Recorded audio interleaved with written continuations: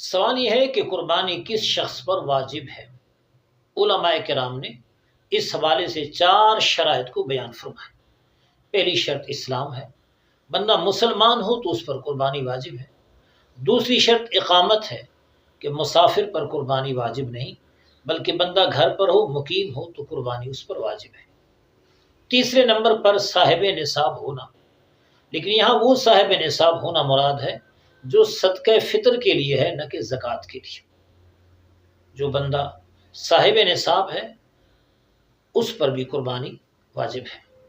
اور آخری اور چوتھی شرط یہ ہے کہ قربانی کے لیے حریت لازمی ہے، غلام پر قربانی نہیں ہے، چونکہ غلام مال کا مالک نہیں ہوتا، اس لیے اس پر قربانی واجب نہیں ہے۔